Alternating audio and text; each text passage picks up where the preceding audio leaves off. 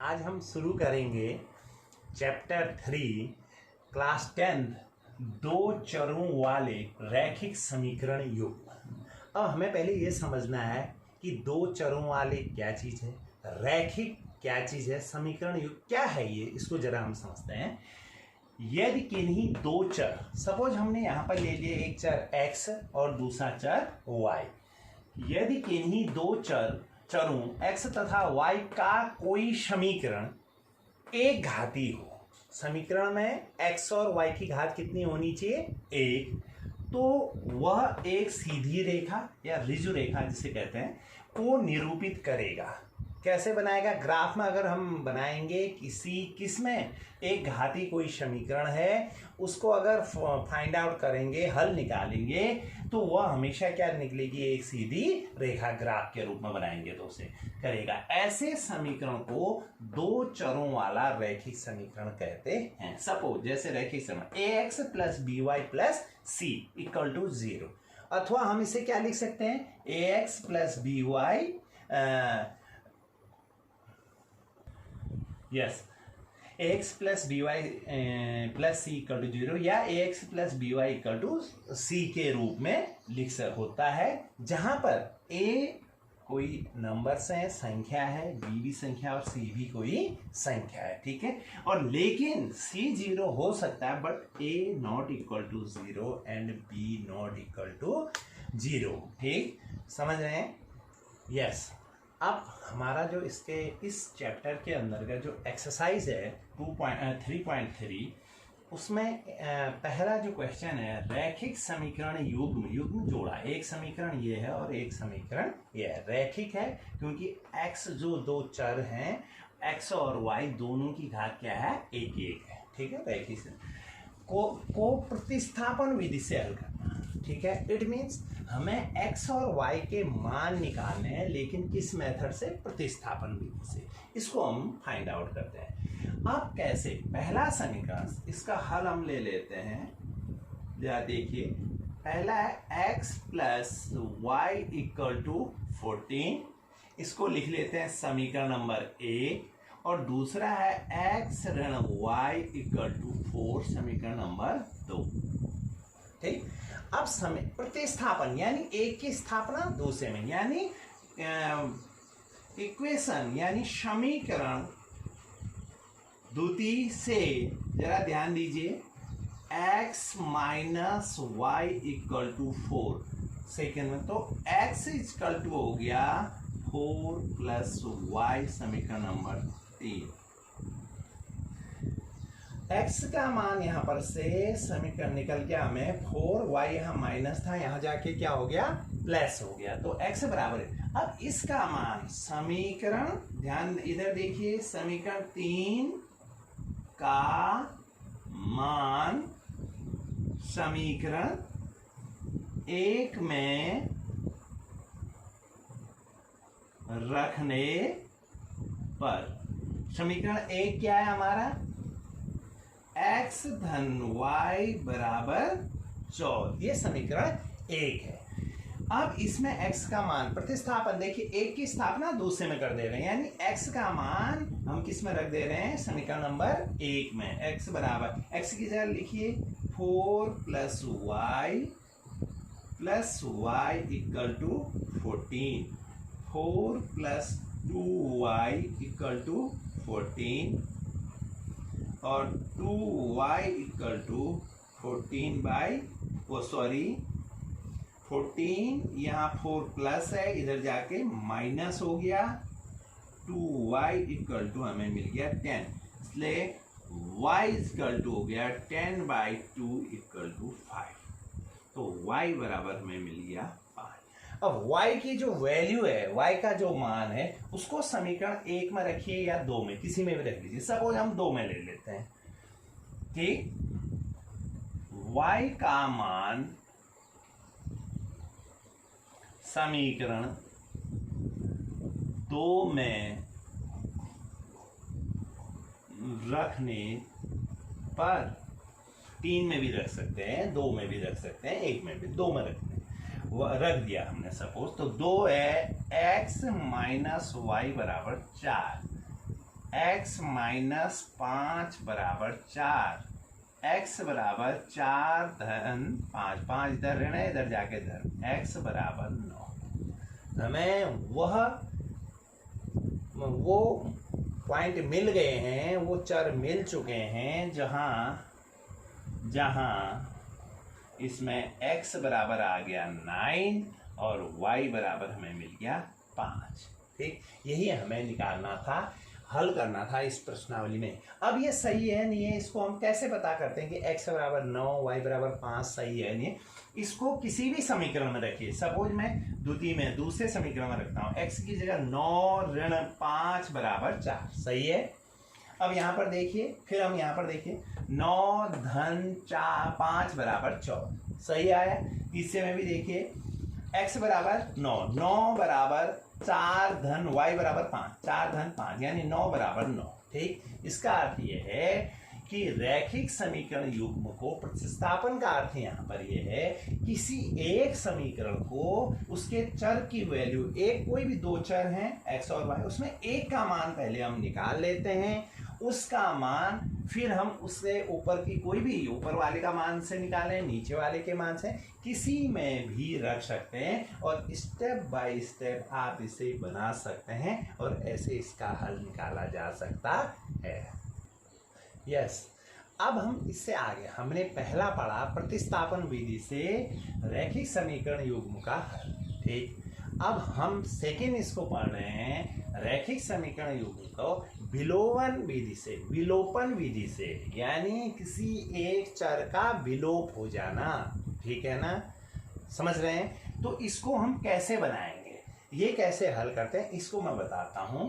इसका हल है जो हमें दे रखे हैं, पहले देखिए समीकरण युग्म, कौन से समीकरण युग्म दे रखे हैं, x plus y equal to 5 और 2x minus 3y equal to 4। इसको समीकरण नंबर 1 लिख दिया, इसको समीकरण नंबर 2 लिख। अब विलोपन विधि से इसको हल करना है। देखिए विलोपन का अर्थ यह है कि इस x और इस x को दोनों बराबर हो जाएं ऊपर और नीचे समीकरण में, या ये y और ये y दोनों की संख्या यहाँ x है, ये 2x है, यहाँ y है, ये 3y।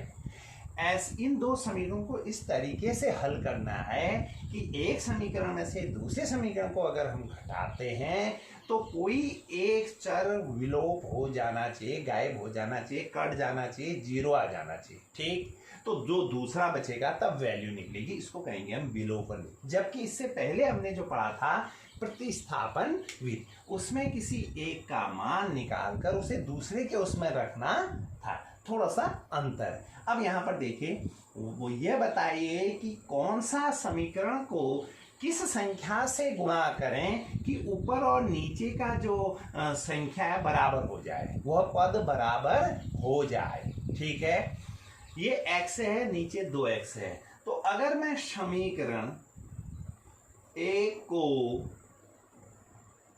2 से गुणा करने पर देखिए तो 2x धन 2y इक्वल टू 10, समीकरण 3 हो गया ये। अब और उसके बाद ये आ गया समीकरण 3। समीकरण 3 में से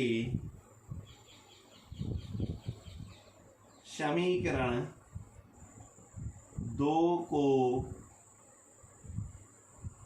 घटाने पर, किसको घटाने पर, 2 को, समीकरण 3 में से 2x धन 2y इक्वल टू 10, इसमें से समीकरण 2 को 2x ऋण 3y इक्वल टू 4 को घटाने पर, धन का ऋण, ऋण का धन, धन का ऋण, 2x में से 2x घटाते वक्त चिन्ह बदल जाते हैं।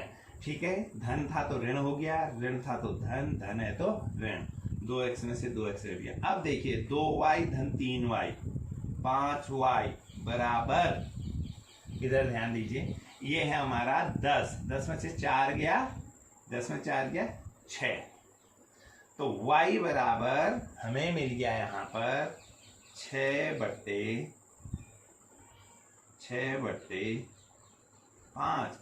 y का मान हमें मिल गया, y का मान हमें प्राप्त हो गया 6/5। ठीक है, अब y का मान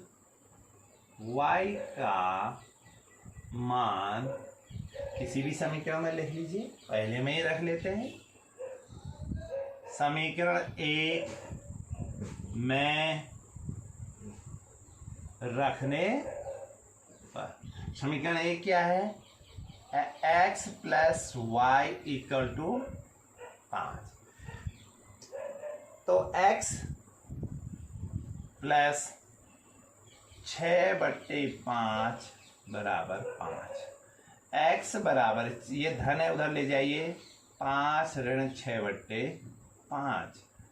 x बराबर 25 ऋण 6/5।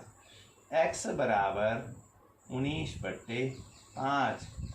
और या x बराबर 5 को 20, 5 15, 3 सही 4/5। और y बराबर हमारा आया 6/5 या 1 सही 1/5। आप ये लिखिए या ये लिखिए, बात एक ही है, ये लिखिए या ये लिखिए। ठीक है, x का मान ये आ गया और y का मान ये आ गया। ठीक है, और इसको सही है नहीं है, इसको पहले में रखते हैं। 19/5 धन 6/5 बराबर 5। 19 धन 6 25 बट्टे दोनों का लॉस हो 5 ले लिया, 5 25। इसका मतलब हम इसे प्रूव भी कर सकते हैं कि ये सही है नहीं है। x और y का मान रख लीजिए। x बराबर आ गया हमारे पास 19/5 और y बराबर आ गया हमारे पास 6/5।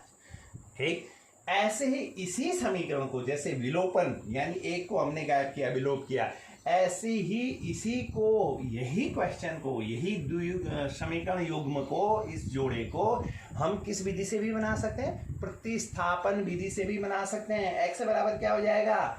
5 माइनस y। उसको हम इसमें रख लें तो y का मान निकल जाएगा। जो y का मान आएगा वो x में रखिए। तो आप इसको विलोपन के साथ साथ जो इससे पहले मैंने प्रतिस्थापन विधि बनाई उसके द्वारा भी आप इसे बना सकते हैं। तो पहली विधि हमने क्या बनाई? प्रतिस्थापन विधि। दूसरी किस विधि से रैखिक समीकरण युग्म को हल किया? विलोपन विधि। ठीक, अब नेक्स्ट शुरू करते हैं। नेक्स्ट क्या चीज है इसके बाद? यस, अब जो इसका थर्ड फॉर्म है, तीसरा भाग है, रैखिक समीकरण युग्म को वज्र गुणन विधि से हमने पहला पढ़ा था प्रतिस्थापन विधि, दूसरा हमने जो पढ़ा था विलोपन विधि। अब जो तीसरा हम पढ़ रहे हैं वो है वज्र गुणन विधि।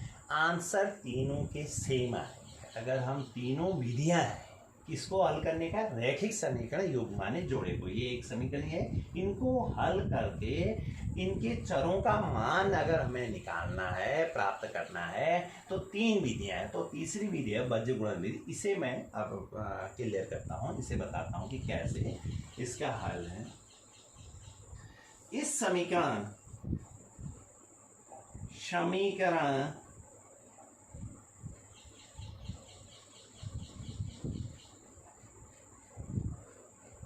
युग्म की तुलना a1x plus b1y plus c1 equal to 0, a2x plus b2y plus c2 equal to 0 से करने पर, किसकी तुलना करने पर? इन समीकरणों की तुलना करने पर। ठीक है, अब इन समीकरणों को हम लिख लेते हैं। इसको कैसे लिख सकते हैं? 2x धन y, 5 इधर धन है तो इधर आ गया ऋण 5 बराबर 0, समीकरण नंबर 1। इसको लिख सकते हैं 3x धन 2y ऋण 8 बराबर 0, समीकरण नंबर 2 लिख सकते हैं। अब इसकी तुलना इससे करने पर, इसकी तुलना इससे करने पर, करने पर। ठीक है, अब हम इसको बनाते हैं। तो देखिए क्या हो गया, a1 कितना हो जाएगा, इस पूरे समीकरण की तुलना इससे कीजिए। a1 की जगह क्या है 2, b1 की जगह क्या है, y के साथ b1 है, इधर इधर कुछ नहीं है, माने 1, b1 इक्वल टू 1, कुछ नहीं है, ये धन है तो धन, और c1 इक्वल टू आ गया ऋण 5। ठीक, अब ऐसे ही इसकी तुलना, इस समीकरण की तुलना इस समीकरण से कीजिए। a2 equal to 3, b2 equal to 2 और c2 इक्वल टू -8, ये हमें मिल गया। तो अब हमारे पास कंडीशन होती है, 3 कंडीशन होती है। जब यहाँ पर हम पहुँचते हैं, इस कंडीशन समीकरण युग्म को बनाते हैं, तो हमारे पास हमें इस पर 3 कंडीशन मिलती हैं। a1, a2, b1, b2 के फॉर्म में हमें 3 कंडीशन मिलती है। अगर पहली कंडीशन, ये जो a1, b1 है, ये संख्याएं हैं, वास्तविक संख्याएं। ओके, अब यहाँ पर एक ध्यान रखेंगे, a1 not equal to 0, b1 not equal to 0, c1 not equal to 0, a2 not equal to 0, b2 not equal to, ठीक है, c1 और c2 हो सकते हैं। ठीक है, अब यहाँ पर देखिए 3 हमें कंडीशन मिलती है। जो इसकी पहली कंडीशन होती है, किसी भी समीकरण युग्म में, ये रैखिक समीकरण युग्म इस फॉर्म में होता है, और इसे हम a1, a2, b1, b2, c1, c2 जब निकाल लेते हैं, तो इसके बाद हमें 3 कंडीशन मिलती है। पहली है a1 बटे a2 not equal to b1 बटे b2। अगर ऐसा है, कोई भी समीकरण युग्म निकाला, उसके बाद a1, a2 की वैल्यू निकाली, और उसके बाद पहली कंडीशन है, अगर a1 बट्टे a2 not equal to b1 बट्टे b2, अगर ऐसा होगा तो इसका जो ये हमें निकल रहा है, इसका एक अद्वितीय हल होगा। केवल एक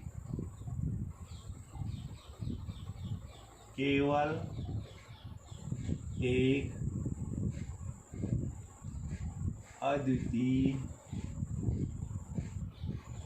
हल होगा, यानी एक आंसर निकलेगा, होगा। अगर यही कंडीशन ऐसी होती है, सपोज इसी को अगर यही युग्म है, a1, a2 निकाले हैं, लेकिन इसकी कंडीशन ऐसी है, a1 ओवर बटे a2 इक्वल टू b1 बटे b2 not equal to c1 बटे c2। अगर ऐसा है, समीकरण युग्म निकालने के बाद, कंपैरिजन करने के बाद, किसी समीकरण में a1, b1, c1, a2, b2, c2, ठीक, ये इसका मान इस रूप में लिखने पर, अगर ऐसी कंडीशन आती है, तो इसके अनेक हल होंगे, समीकरण युग्म संगत होगा, और समीकरण युग्म संगत होगा, और अपरिमित रूप से अनेक इसके क्या होंगे, हल होंगे।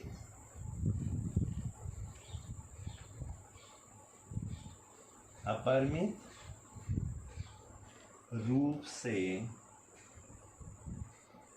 अनेक हल होंगे। ठीक, समझ रहे हैं, इसको जब निकालेंगे।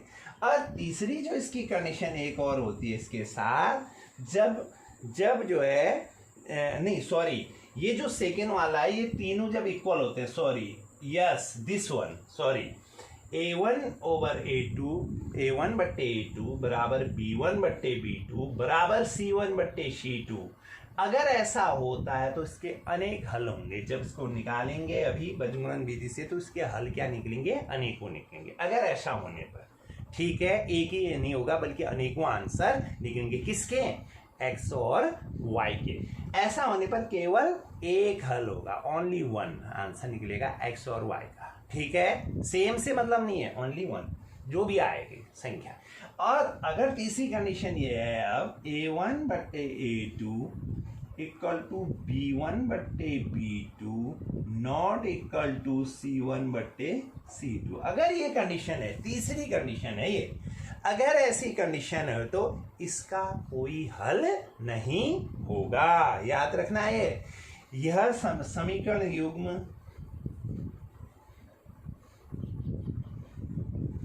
युग्म असंगत होगा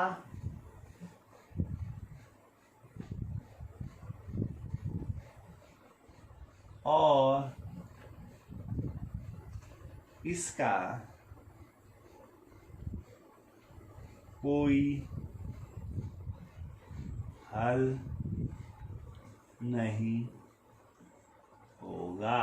यस, ठीक, ये कंडीशन आएंगी, इसका भी हमें पहले पता करना है कि इसका हल होगा या नहीं होगा। अब हम इस क्वेश्चन को पहले वज्रगुणन विधि से बना रहे हैं, तो पहले कंडीशन देखते हैं कि क्या है। A1 बट्टे A2 बराबर हो गया यहाँ 2/3, B1 बट्टे B2 बराबर हमें मिल गया 1/2 और C1 बट्टे C2 बराबर मिल गया ऋणात्मक 5/8 बराबर 5/8। यहीं पर हमें एक कंडीशन मिल गई है A1 बट्टे A2 not equal to B1 बट्टे B2। इसका मतलब क्या होगा, देखिए यहाँ केवल एक अद्वितीय हल होगा, यानी इसका आंसर हमें फाइंड आउट होगा और यह समीकरण क्या होगा, संगत होगा। ठीक है ना, इसका मतलब हमें एक फाइंड आउट इसका प्राप्त होगा। अब कैसे इसको हम बनाते हैं, अब A1 A2 हमें ये मैं मिटा देता हूँ, आप देखिए इसको समझ रहे हैं, ये तीन कंडीशन हमें मिली हैं। यस, अब हम शुरू कर रहे हैं। हमें ये समीकरण को निकालना था, रैखिक समीकरण युग्म था, समीकरण 1 समीकरण 2 को वज्रगुणन विधि से। ठीक है, हमने क्या किया, इसकी तुलना कर ली समीकरण युग्म से, एक ऐसा समीकरण जोड़ा जो A1x B1 plus B1y plus C1 equal to 0 की तुलना इससे कर दी, इसकी तुलना इससे कर दी, हमें ही मिल गया। मिलने के बाद हमने A1 बट्टे A2 B1 बट्टे B2 C1 बट्टे C2 निकाल लिए। ठीक, निकालने के बाद हमने देखा कि A1 बट्टे A2 not equal to B1 बट्टे B2 है। समीकरण युग्म का एक अद्वितीय हल होगा, जो हमने तीन कंडीशन पहले सीखी थी। जब इसका हल होगा तो इसको हल कैसे करते हैं, ये ध्यान रखना है कि वज्रगुणन विधि को हल कैसे करते हैं। समीकरण नंबर 1 जरा ध्यान दीजिए, यहाँ पर समीकरण नंबर 2, इस दोनों को हल कैसे करते हैं वज्रगुणन विधि से, लेकिन इस कंडीशन में लिखते हैं पहले। ठीक है, समझ रहे हैं, उसकी तुलना इससे करके A1 और A2 B1 और B2 C1 C2 का मान निकाल लेते हैं। अब ध्यान देखना है, यहाँ पर सबसे पहले x बट्टे, पहले समीकरण का ये x लेते हैं तो इस पूरे कॉलम को खत्म कर दीजिए, यहाँ ऐसे ढक लीजिए। अब यहाँ देखिए, इसको इससे गुणा, इसको इससे गुणा, B1 यहाँ पर है B1 गुणा C2, ठीक है, B1 गुणा C2 ऋण ये क्या है C1 और ये क्या है B2 ऋण B2 गुणा C1। ये इसको इससे गुणा, इसको इससे गुणा, बीच में ऋण, यानी इसका अर्थ ये है A1 A2, यहां पर समझिए x बराबर B1 इंटू C2 ऋण B2 इंटू C1। ठीक, ये आया बराबर ऋण y माइनस y बटे, माइनस, ये याद रखना है, माइनस y। फिर इस बीच की रेखा को, जो ये बीच का भाग है, इसको ढक दीजिए। अब क्या बचा, A1 C2 ऋण A2 C1, A1 C2 ऋण A2 C1, बीच का तो बंद हो गया ना, ये बंद हो गया। क्या बचा हमारे पास, A1x C1 A2x और C2, A1 C2 ऋण A2 C1 ऋण A2 C1 बराबर 1 बट्टे, अब ये वाली संख्या इसको हटा दो। अब A1 B2 ऋण A2 B1, A1 B2 ऋण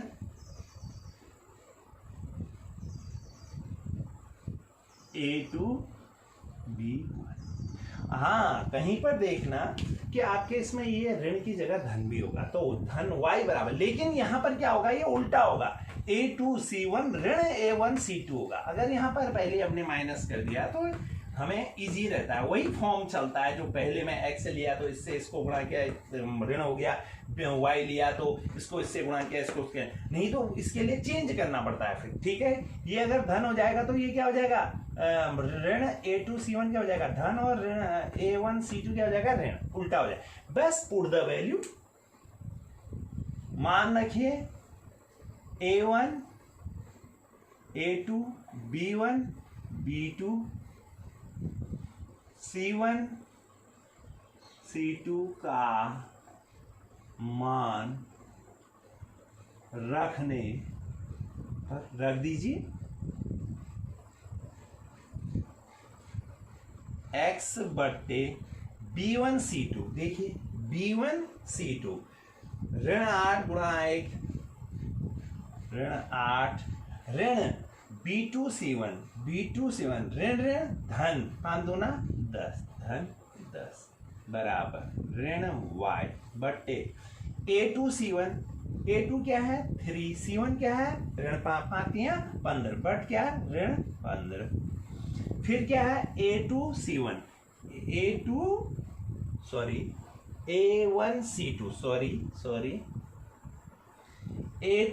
पहला क्या है A1C2 ऋण 8 दूना 16 ऋण 16, फिर क्या है A2C1 ऋण धन 5 15, ये यहाँ है ना 5 15 ऋण 15 है, यहाँ ऋण है तो क्या हो जाएगा धन 15 बराबर 1 बट्टे A1 B2 2 दूनी 4 ऋण A2 B1 ऋण 3 एकम 3